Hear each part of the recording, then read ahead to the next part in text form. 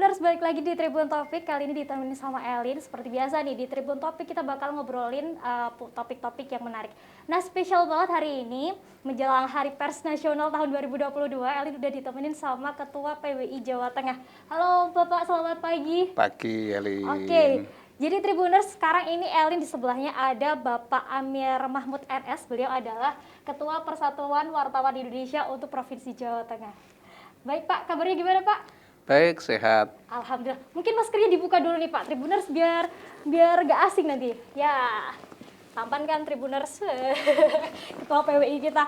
Oke, jadi Tribuners kegiatan hari ini kita terselenggara. Kita udah menerapkan protokol kesehatan yang baik ya Pak ya. Udah vaksin ya Pak? Sudah, kemarin baru saja yang booster. Iya booster ya, udah 3 kali vaksin jadi aman.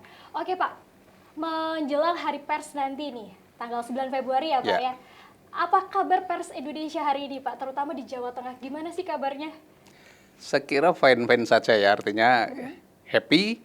Dan saya lihat passion kawan-kawan ini juga luar biasa untuk menyambut hari bersejarah ini. Mereka ada banyak kegiatan, olahraga, mulai yang sifatnya itu intelektual, kayak seminar dan sebagainya. Dan kita menyiapkan banyak hal nanti untuk HPN ini, mulai dari hari-hari ini sampai nanti puncaknya yang Jawa Tengah itu tanggal 19 Februari dipusatkan di Kendal. Oke, ya. Pak bocorin dong Pak, nanti HPN nanti di tanggal itu, tanggal 9 berarti udah mulai hari ini ya Pak ya, sampai nanti puncaknya tanggal 19. Ada acara apa aja sih Pak di PWI Jawa Tengah ini? Ya, banyak yang hari-hari ini itu kan beberapa pertandingan olahraga ya, ada sepak bola, bulu tangkis, kemudian tenis ini kita agendakan semua. Lalu mulai nanti awal Februari kita ini gelar beberapa seminar dan yang nanti akan kita awali untuk nanti seterusnya kita jadikan tradisi itu adalah dialog para rektor. Kita menyiapkan dialog 4 rektor plus 1 moderator jadi dari perguruan tinggi yang lain juga. Ini nanti mereka akan memberikan ini penilaian tentang media kita, penilaian tentang wartawan. Jadi asik artinya nanti kita mencoba untuk melihat perspektif tentang ini profesi kami ini dari sudut pandang para akademisi. Oke, luar biasa. Berarti cukup lama ya Pak ya rangkaian acaranya. Nanti yang ikut pesertanya siapa aja Pak? Hanya wartawan kah atau umum nanti boleh? Umum juga ada, karena nanti kan kita mulai tanggal 8 nanti. Tanggal 8 itu ada seperti biasa ini acara tradisi, ada ziarah ke makam para senior wartawan yang sudah meninggal, kemudian malamnya ini rencana ada khataman Quran, ya khataman Quran untuk sebuah grup WhatsApp dari kawan-kawan wartawan yang membuat ini. Artinya ini adalah kegiatan yang mungkin tidak ada di seluruh provinsi yang lain selain Jawa Tengah. Kemudian tanggal 9 paginya itu kita ada semacam syukuran dengan mengundang stakeholder terdekat. Dan nanti puncak itu tanggal 16 nanti yang dialog 4 rektor, ada beberapa webinar sebelumnya, dan nanti puncak tanggal 18-19 itu ada sejumlah kegiatan terutama yang fokus pada masalah-masalah pariwisata di Kendal. Ada pemecahan rekor minum kopi juga nanti itu di Kendal. Yang puncak acara nanti kita akan memberikan penghargaan kepada tokoh dan institusi yang selama tahun-tahun kemarin ini memberikan kontribusi di dalam pengembangan peningkatan sumber daya wartawan. Oke, luar biasa. Jadi berarti pusat kegiatannya di Kendal ya Pak? Ya, di Kendal. Oke, Pak, menjelang Hari Pers juga nih, perkembangan pers di Indonesia seperti apa sih Pak saat ini? Ya, kemarin kita memang sempat digelisahkan ya pada awal pandemi terutama, bagaimana sih masa depan pers kita ini, terutama untuk kalangan-kalangan milenial ini, apakah pers ini juga masih memiliki daya tarik untuk mereka ini jadikan lahan profesi, lahan masa depan begitu. Itu banyak pertanyaan. Karena memang ini transformasi dari cetak ke digital ini membawa banyak dampak. Dampak yang utama adalah ini menurunnya katakanlah ini omset, katakanlah tiras media-media cetak ini, karena memang berhadapan dengan tren penggunaan teknologi informasi melalui media digital ini. Tetapi pelan tapi pasti media-media digital ini mulai menemukan bentuk. Kita menjadi makin tahu apa itu Google AdSense, algoritma Google, dan kemudian juga ada profesi baru yang bernama content creator, macam-macam. Ini saya kira menyentuh dunia-dunia anak muda. Dunia-dunia anak muda yang adaptasinya itu kemudian terutama adalah adaptasi pada teknologi informasi. Dan ini tampaknya mulai terasa menggeliat, ada gairahnya, passionnya, dan ini saya berpikir nanti kalau nilai-nilai jurnalisme ini betul-betul nanti bisa digabungkan sebagai sebuah kekuatan ya, nilai jurnalisme dengan kekuatan teknologi informasi ini. Artinya apapun platform medianya, nilai-nilai jurnalistik ini tidak akan hilang. Dan ini nantilah yang bagaimana secara klasik jurnalistik ini betul-betul masih dipertahankan, lalu secara teknologi ini anak-anak muda nanti yang akan berperan di situ. Betul sekali, karena memang sekarang ini ya Pak ya, lebih banyak share informasi lewat media sosial Pak. Jadi berita-berita juga keluar di media sosial sangat banyak sekali hari ini ya Pak ya. Ya, tetapi nanti akan terbedakan ya. Ini kan era yang disebut sebagai duopoli media itu ya. Satu pihak media sosial itu berkembang masif dan cenderung banal kalau kita sebut begitu. Lalu yang media mainstream ini berkembang dengan gaya-gaya media sosial sebenarnya. Nah ini nanti lambat atau cepat, ini nanti kita berharap yang media mainstream ini juga betul-betul nanti tetap menjadi pusat untuk verifikasi informasi. Jadi apa-apa yang selama ini meragukan dari media sosial, ini media mainstream, media massa, ini nanti yang akan menjadi penjernih, dan orang tetap akan melihat bahwa produk jurnalistik inilah yang sesungguhnya penting untuk menjadi gantungan informasi dari banyak orang. Oke, luar biasa sekali. Oke Pak, ini kan Bapak Ketua Persatuan Wartawan Indonesia Jawa Tengah. Pak, boleh bocoran dong, ini masih awal tahun nih, dari PBI sendiri ada program apa sih Pak untuk tahun 2022 ini? Iya, dari periode pertama ke pengurusan saya dari 2015 sampai 2020 kemarin, itu titik berat pada pendidikan wartawan. Artinya pengembangan kapasitas sumber daya melalui uji kompetensi wartawan, orientasi kewartawanan, pelatihan-pelatihan, itu yang memang kita tekankan. Ini kita nggak berubah. Kita nggak mengubah aksen karena memang kita tahu itulah kebutuhannya. Tetapi ada satu hal yang kita gagas, dan ini nanti kemungkinan akan kita lakukan pada tahun kedua ini periode 2020 sampai 2025, ini adalah bagaimana kita ingin agar profesi wartawan ini tetap diminati oleh anak-anak muda. Karena mereka inilah masa depan sumber daya kewartawanan nantinya. Oke, caranya gimana nih Pak biar anak-anak muda tertarik, wah kayaknya nih profesi wartawan keren banget nih. Cara menariknya dari PBI gimana Pak? Ya nanti kita membuat magnet-magnet lah ya, kebanggaan menulis, kebanggaan menyiarkan. Kebanggaan menyiarkan itu dari sisi audio, kemudian juga kebanggaan menyiarkan dari audiovisual. Sekarang ini kan kegiatan-kegiatan di medsos kayak YouTube, podcast, dan lain-lain ini, itu sebenarnya kan bisa dimodifikasi ke arah media mainstream sesungguhnya. Ketika nanti proses-proses penginformasian ini juga terverifikasi di dalam standar-standar jurnalistik. Saya kira anak-anak muda ketika bersentuhan dengan teknologi informasi, nanti mereka akan gemar di situ.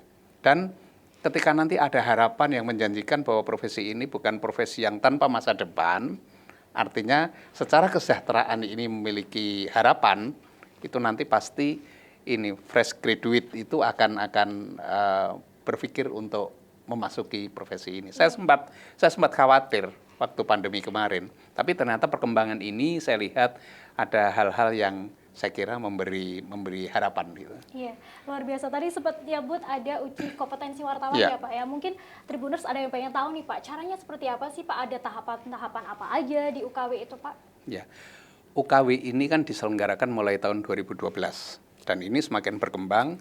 Sekarang ini Dewan Pers memiliki banyak lembaga uji. Ada lembaga uji PWI, lembaga uji dari AJI, IJTI, lembaga uji dari kampus, beberapa itu banyak.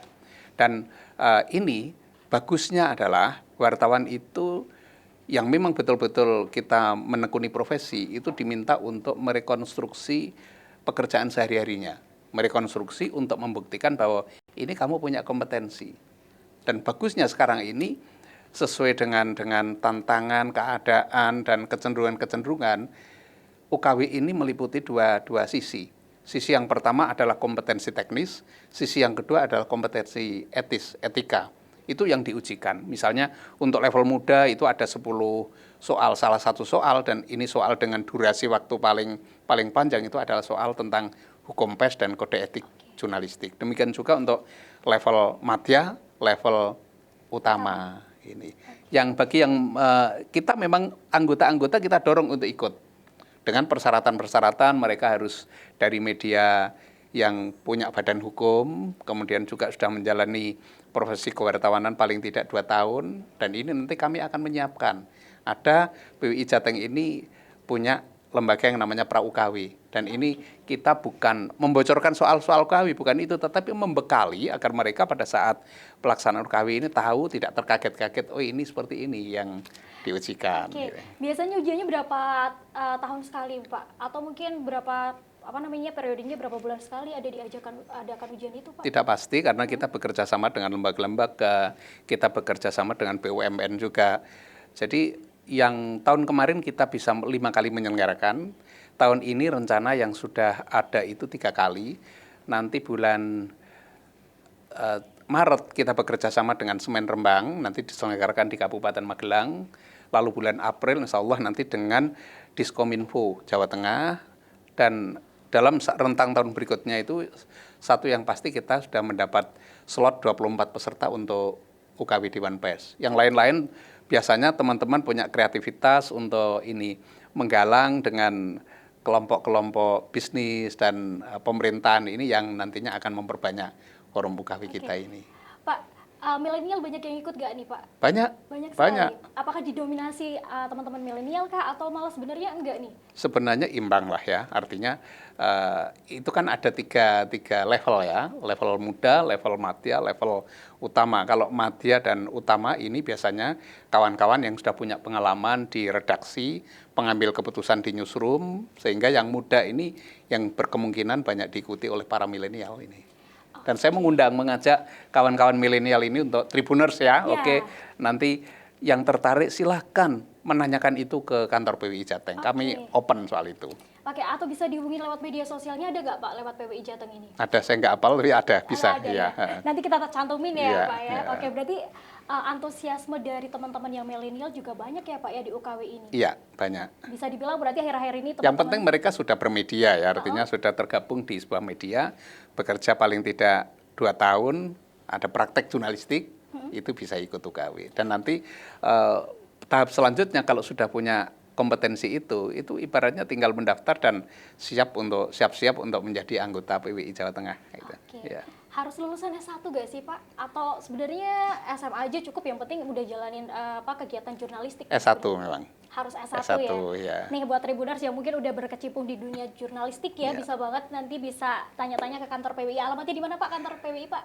Trilomba Juang 10 Mugas, dekat depan stadion Trilomba Juang, gampang diakses. Oke. Pak, ini kan masih pandemi nih Pak. Dari PWI sendiri di pandemi ini kesulitan nggak sih Pak mengadakan acara atau mungkin apa gitu Pak? Sangat Pak, kemarin tahun-tahun 2019, 2020 itu sempat mengalami kesulitan ketika kita akan menyelenggarakan UKW, kemudian pelatihan-pelatihan, orientasi kewartawanan itu sempat memang kita atasi dengan model-model daring ya. Tapi UKW nggak bisa daring. UKW memang harus ada PTM ya, pertemuan tatap muka gitu, tapi untuk kegiatan-kegiatan semacam orientasi kewartawanan yang kita itu memberikan bekal pengetahuan tentang kePWI-an, kode etik jurnalistik, hukum pers, dan menulis berita yang benar, itu kita bisa melalui Zoom. Dan memang tekanan kita pada saat awal-awal pandemi ini sebenarnya kan konsolidasi ya, kita konsolidasi organisasi dengan mencoba berbagai cara. Artinya bagaimana kita koordinasi dengan PWI daerah, PWI kota dan kabupaten, dan kemudian kita juga membuka posko karena kita terbuka. Waktu itu semacam piket beberapa orang yang ada di kantor gitu, tetapi belakangan ketika kita yakin sudah vaksin dan sebagainya kita mulai betul-betul open dan memang pelayanan anggota inilah yang kita utamakan. Oke, luar biasa sekali ya Pak. Oh ya Pak, ngomong-ngomong ini masih pandemi nih, support apa aja ya sih yang diberikan PWI untuk mempercepat pemulihan ini? Karena kan memang pandemi udah 2 tahun Pak. Dan sekarang mungkin udah kelihatan mulai geliat-geliatnya nih, yuk bangkit lagi dari PWI sendiri ada apa nih Pak? Iya, karena kita memang bergerak di kemediaan, maka yang kita kontribusikan pada saat itu adalah tulisan-tulisan yang ikut mendorong percepatan kebangkitan ini.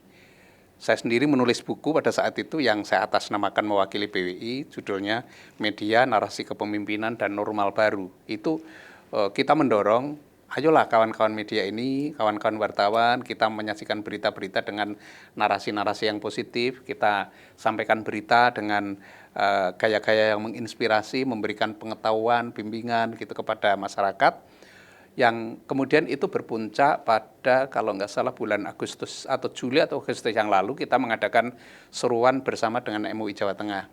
Waktu itu kan semacam ada ketakutan di tengah masyarakat ya, mendengar pengumuman kematian di masjid-masjid, kemudian suara ambulans, itu sangat-sangat kayak momok lah waktu itu. Maka kemudian kita menyerukan, ayo kita menyerukan hal-hal yang menciptakan optimisme. Kita mengurangi pemberitaan-pemberitaan yang justru menimbulkan pesimisme, dan itu berjalan dan banyak yang menyambut itu sebagai langkah yang bagus walaupun memang sifatnya edukatif ya. Edukatif itu kan bukan semacam gebrakan yang revolusioner gitu. Kita butuh proses, tetapi setidak-tidaknya yang kita sampaikan itu memberi warna gitu. Baik, luar biasa sekali Pak. Melihat sekarang kan informasi luar biasa banyak sekali Pak, dan hoax, aduh keri banget Pak. Bisa dong Pak kasih tips buat Tribuner biar gak kemakan hoax nih Pak. Gimana caranya ya biar bedain antara berita, oh ini beritanya sebenarnya sesuai fakta nih, ternyata yang ini enggak nih gitu. Caranya gimana sih Pak? Kalau orang awam kan mungkin agak gimana ya gitu, caranya ini bener gak sih kayak gitu, banyak orang awam yang kayak gitu Pak. Mungkin bisa dikasih tips Tribuners Pak.